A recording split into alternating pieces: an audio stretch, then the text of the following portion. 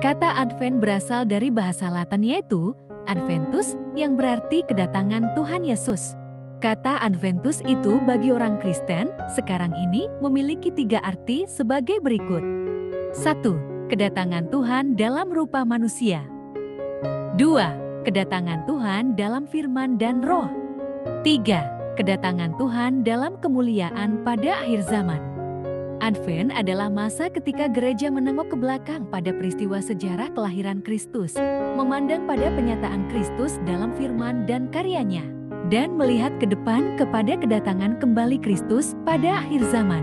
Oleh karena itu, masa Advent adalah masa penyadaran diri dan pertobatan. Selama Advent, pembacaan Alkitab ditekankan pada pembacaan nubuat-nubuat Perjanjian Lama tentang kedatangan Mesias. Contoh ayat yang bisa diambil dari Yesaya 64, ayat 1-9, kedatangan Yesus dengan membuat kenyataan yang bisa menyadarkan manusia yang menyaksikan kejadian itu. Karena sebelum kedatangan Yesus Kristus ke dunia ini, banyak nabi-nabi palsu yang ingin menghancurkan orang-orang Yudea dengan memberikan firman yang palsu. Sehingga pada saat itu orang berkata bahwa Mesias ada di sini, Mesias ada di sana, maka itu tidak perlu dipercayai. Karena akan banyak nabi-nabi palsu yang akan berkata tentang firman-firman yang palsu. Sebab sama seperti kilat memancar dari sebelah timur dan melontarkan cahayanya sampai ke barat, demikian pula lah kelak kedatangan Anak Manusia. Teologi Minggu Advent yang selalu ditekankan dalam khotbah adalah sebagai berikut.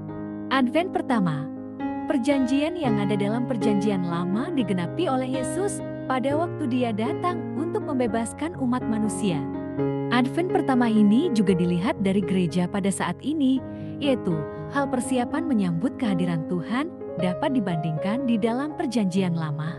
Ada persiapan menyambut penyataan Tuhan, sebagaimana Musa di Gunung Sinai ketika menuliskan perkataan perjanjian Tuhan di loh batu Keluaran 34 ayat 28, Ulangan 9 ayat 9.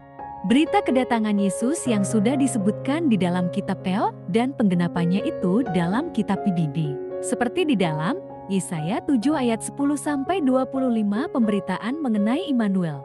Advent kedua, kesaksian dan pekerjaan Yohanes Pembaptis sebagai pendahuluan dari kedatangan Yesus.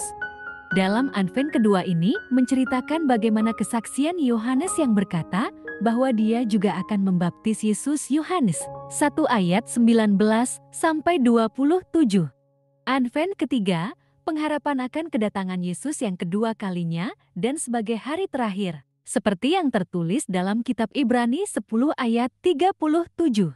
Advent keempat, waktu pertobatan pada hari Tuhan atau hari penghakiman.